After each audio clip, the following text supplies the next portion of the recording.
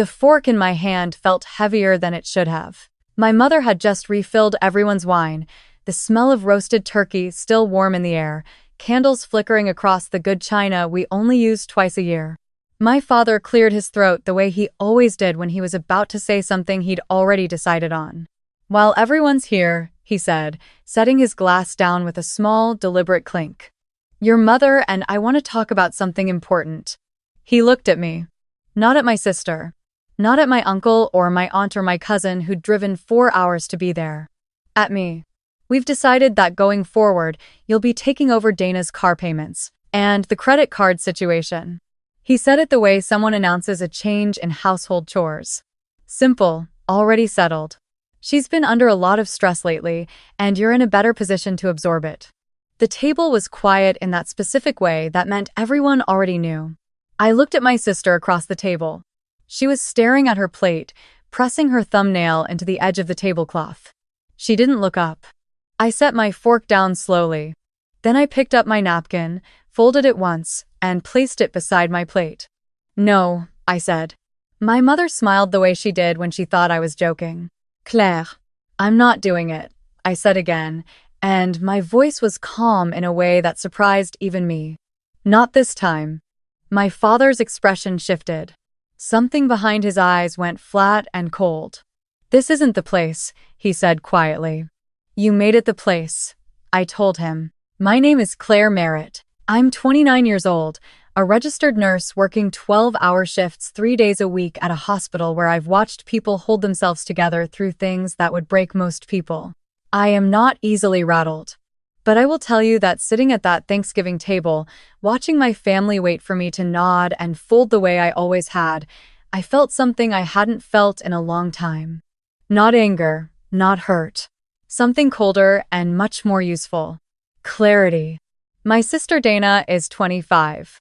She is funny and loud, and the kind of beautiful that makes strangers forgive her for things they wouldn't forgive anyone else. Growing up, she was the one who cried and got extensions. She was the one who forgot to pay a bill, and somehow it was never entirely her fault. There was always a reason. A bad week. A difficult situation. A context my parents wanted me to understand before I judged her too harshly. I understood the context. What I also understood, by the time I was sitting at that Thanksgiving table, was that I had been quietly funding it for 6 years. It started small.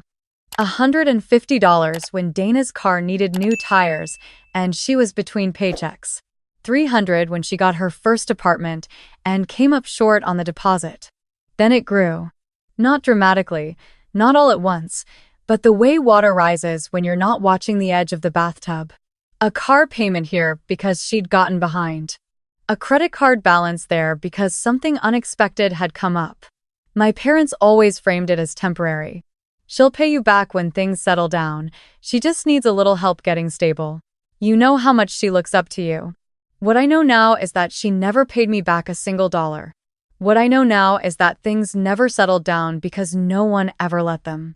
Every time Dana stood at the edge of a consequence, my parents caught her before she could fall, and when they couldn't catch her themselves, they called me.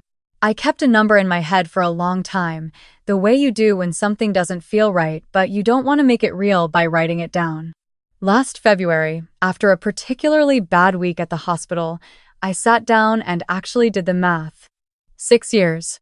Every transfer, every Venmo, every time I'd handed over cash in a parking lot because she didn't want mom and dad to know exactly how bad it had gotten. The number was close to $40,000. I held my phone for a long time after I calculated it. Then I put it face down on the counter and made dinner and didn't think about it again for a while. That's the thing about being the responsible one. You get very good at putting things away neatly and moving on. The car payments my father mentioned at Thanksgiving were for the Audi Dana had leased 14 months ago. An Audi. I drove a 6-year-old Honda I'd bought used and maintained carefully. She leased an Audi because she'd seen one she liked, and our parents had co-signed without telling me until afterward. When I'd pointed out that co-signing meant liability, my father had waved his hand. "She's not going to default, Claire. Give your sister some credit." 5 months later, she had missed 2 payments, and my mother was calling me. The credit card situation was a store card she'd opened, then a travel card, then a second travel card. Balances moved around and accumulated until the total was somewhere around $8,000. I knew this because my mother had told me while crying on the phone in September, as though the debt itself had caused her personal suffering and the natural remedy was for me to fix it. I had said I'd think about it. I had not agreed. That was apparently not how my parents had chosen to remember it. So when my father looked across the good china and the candlelight and the turkey I had driven 40 minutes to help cook and told me I would be taking over the car payments and the credit card situation, he was not asking. He was announcing. Because in his version of our family's history, my yes was automatic. My agreement was a formality.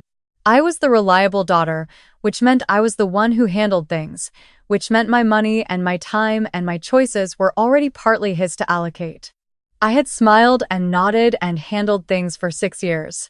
That Thanksgiving, I didn't. The meal finished in that particular uncomfortable silence of a gathering that has survived a fight by agreeing to table it.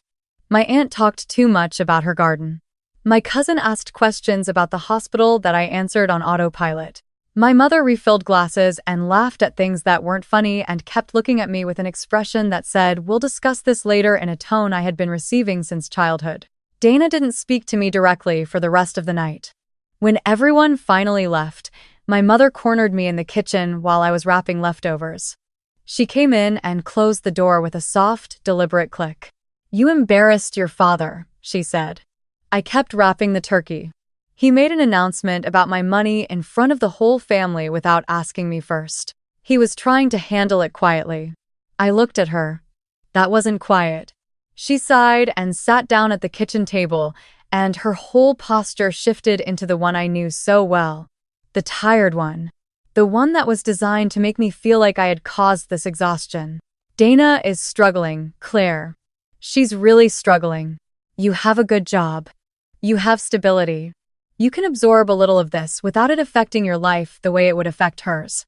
"I've been absorbing it for 6 years," I said. "That's not." She paused. "We've always appreciated." "How much do you think I've given her?" I asked. She went quiet. "Roughly," I said. "Ballpark." She looked at the table. "Claire, that's not the point."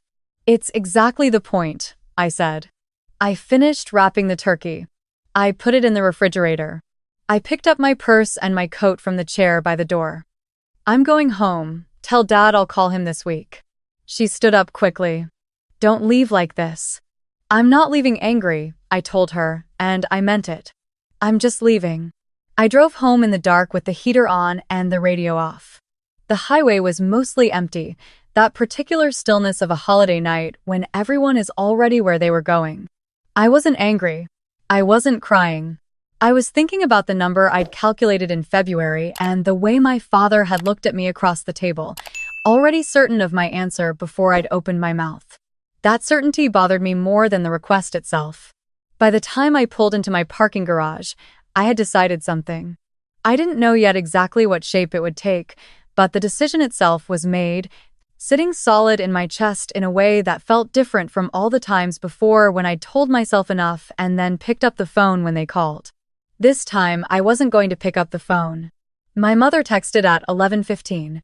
"Call me when you're ready to talk. We love you." My father called at 9 the next morning. I watched his name on the screen until it stopped. Dana texted in the afternoon.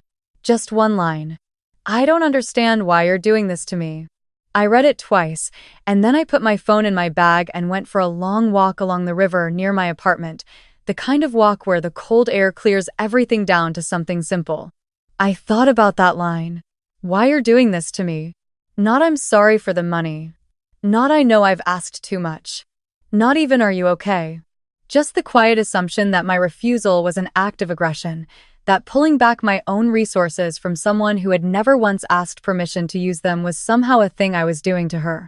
That was when I stopped feeling guilty. The following Monday, I sat down with my laptop and spent 3 hours going through everything.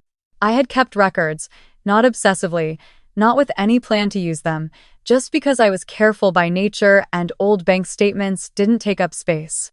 I organized it all. Date, amount, purpose.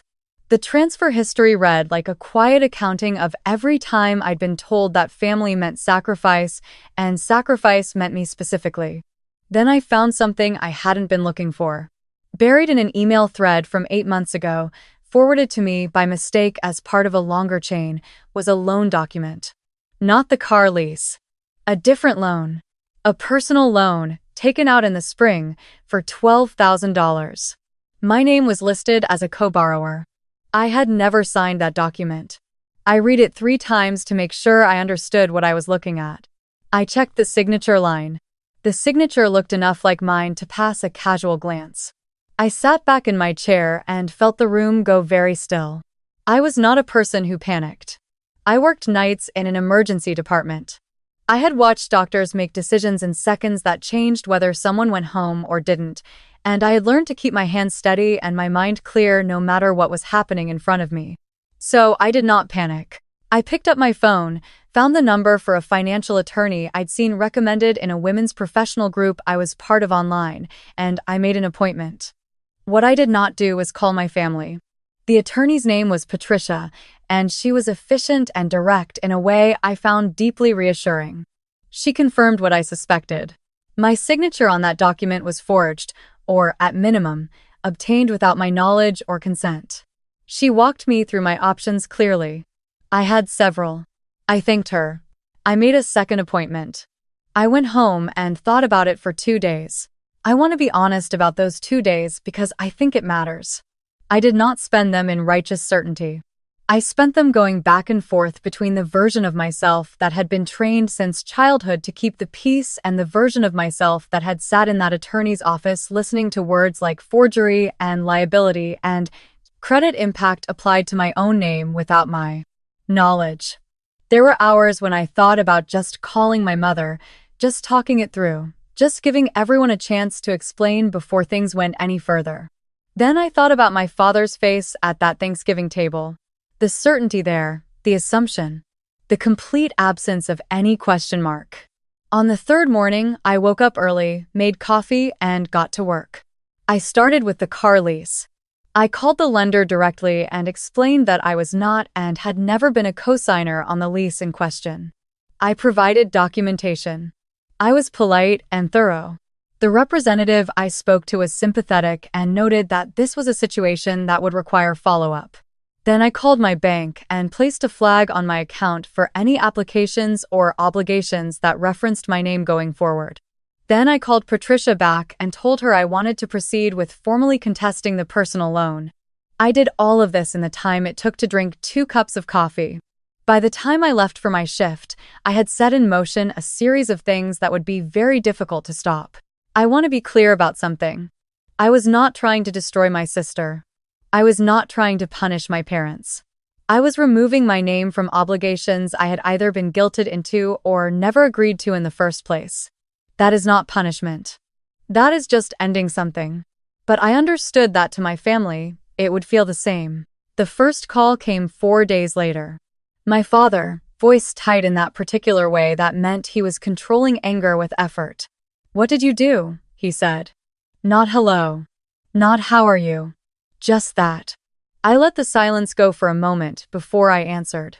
"I'm handling some financial things," I said. "The loan company called us. They're saying there's a dispute on the co-borrower." "There is," I said. "My name is on a loan I didn't sign." The pause that followed told me everything I needed to know. He didn't say what. He didn't say that's impossible. He didn't say there must be some mistake. He said nothing, and that nothing was very loud. "We'll talk about this," he finally said. "Not like this." "I agree," I told him. "My attorney will be reaching out next week." I heard him exhale sharply. "Your attorney. Claire, this is family." "I know," I said. "That's why this is so hard." And then I said goodbye, and I ended the call. That evening, my mother called. Then Dana. Then my mother again. I answered none of them. I sent one text to the group thread we used for family logistics. "I love you all. I'm not in a place to talk right now. I'll reach out when I am."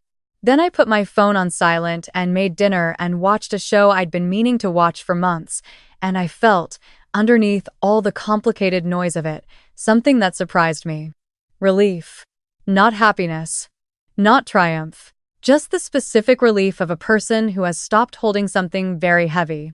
The thing about being the one who holds everything together is that no one really notices the weight until you set it down.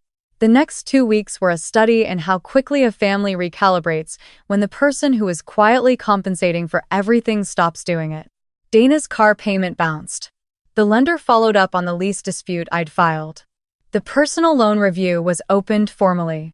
Without me smoothing over each of these situations before they became real very quickly. My mother called 11 times in 1 week. I listened to 3 of the voicemails. The first was controlled, asking me to call back. The second had more edge, referencing Dana's mental health and what the stress was doing to her. The third was tired in a way I recognized, the tiredness that comes from managing a crisis with fewer resources than you're used to. I did not call back. My father showed up at my apartment on a Wednesday evening. I saw him through the peephole before I opened the door. He was standing in the hallway in his good coat, the one he wore to serious things, and he looked older than I remembered him looking at Thanksgiving. I stood at the door for a moment and thought about not opening it. Then I opened it. He came in and sat on the couch. I sat across from him and waited. "You have to understand," he started, "that we were trying to protect her." "I know," I said. "She was in a bad place. The loan was just supposed to be temporary. We thought you wouldn't mind." "You thought I wouldn't find out," I said, and my voice was not unkind. It was just precise. He didn't answer that. "Dad," I said. I waited until he looked at me. "Do you know how much I've given this family over the past 6 years?" He looked at the window. "Claire." "I'm asking," I said. "Genuinely. Do you know? We appreciate everything you've done." "That's not what I asked." He was quiet for a long time. Outside, a car passed on the street below. Finally, he said, "We'll pay you back." "I'm not asking for that either," I told him. "I'm asking whether you know, whether it ever occurred to you to know." He didn't answer, and that was its own answer. I told him I wasn't going to drop the dispute on the loan. I told him I wasn't going to resume covering Dana's expenses. I told him that I loved him and that none of this changed that. He sat with that for a while, and I watched the moment he realized I wasn't going to be moved, the moment the version of me he'd carried in his head, the one who always came around, quietly didn't match the person sitting across from him. He left without saying much else. At the door, he paused with his hand on the frame. "So this is really it," he said. "Not angry anymore, just tired." "This is me taking care of myself," I said. "You taught me that was important." He looked at me for a long moment. Then he nodded once, very slightly, and walked away down the hall. I closed the door and stood in my entryway for a while in the quiet. The formal process took several more weeks. The personal loan dispute moved through its procedures. The car lease situation resolved in my favor. My credit, which had taken a minor hit from the fraudulent application, was being corrected.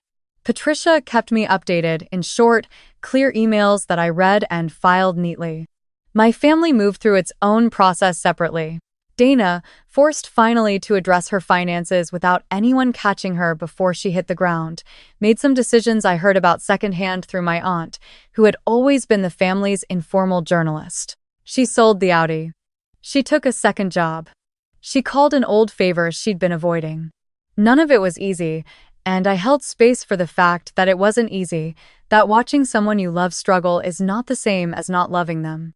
But I also held something else, something my aunt said to me on the phone in early December, almost by accident, in the middle of a longer conversation. "You know," my aunt said, "I think this might be the first time anyone has actually let Dana deal with something herself."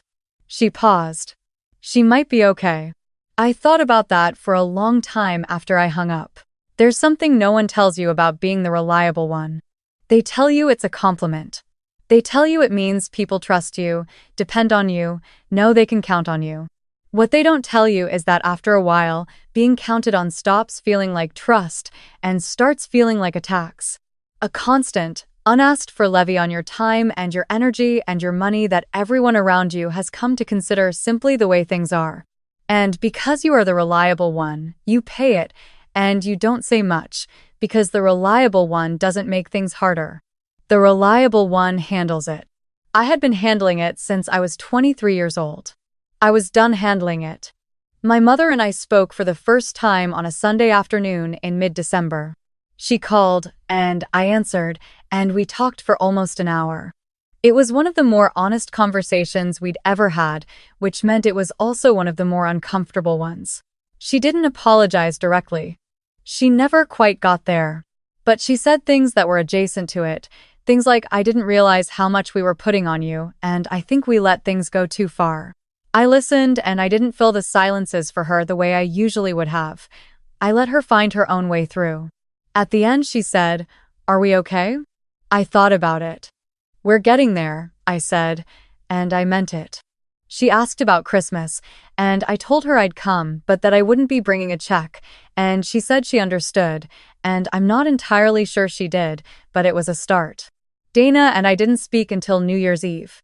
She texted me, not a long message, just a few lines. "I heard you're coming for Christmas. I wanted to say before that I know I've taken a lot from you. I didn't think about it the right way. I'm sorry." I read it standing in my kitchen with a mug of tea going cold in my other hand. It wasn't a complete accounting. It wasn't everything I'd ever wanted her to say. But it was real, and she'd sent it without being prompted. And for Dana, I knew how much that cost. I texted back, "Thank you. That means a lot. See you Christmas." And then I put the phone down and looked out my window at the city in the dark. December, quiet and lit up soft. And I thought about the Thanksgiving table and my father's certainty and the number I'd calculated in February and the attorney's office and all the in-between hours of deciding and undeciding and finally deciding. For real. I thought about what it had cost and what it had returned. Someone asked me once, a colleague at work, one of those late-night conversations that happen naturally in a hospital at 2 a.m. when everything is quiet for a moment. Someone asked me if I ever resented my family. I'd given the easy answer then, the one I'd practiced. Of course not, they're family. If she asked me now, I'd tell her the truth, which is more complicated. I had resented them, quietly, for a long time, and that quiet resentment had done more damage than the money ever had, because I hadn't let myself look at it directly. I turned it inward and called it something else, fatigue, stress, just a hard season. The moment I stopped doing that, the moment I let myself see the situation clearly for what it was, the resentment started to lose its heat. Not because I forgave everything at once, but because I stopped pretending. You can't actually grieve something you won't admit you lost. On New Year's Eve, I stayed home. I poured a glass of wine and sat on my couch and watched the city through my window, the way the light moves across buildings at night, the quiet before midnight. I thought about the year, all of it. The Thanksgiving table and the documents and the calls I didn't answer and the door I'd opened for my father and the honesty I'd required from myself that had been harder than any of it. I had not handled everything perfectly. There were conversations I could have had sooner, things I could have said differently. I carried some of that. But underneath it, bedrock solid in a way that was new and that I intended to keep, was the knowledge that I had told the truth and held to it and not moved just because moving was expected of me. That was not nothing. For someone who had spent 6 years making herself smaller to fit inside what her family needed, that was not a small thing at all. When midnight came, I raised my glass to the window, to the city, to no one in particular. Not to an ending. Not to a win. To the simple, hard-won fact of knowing the difference between love and obligation, and choosing, for the first time, to honor only one of them. To a year that had asked me who I was when no one was counting on me to be anything. And to finding out, finally, that I liked the answer.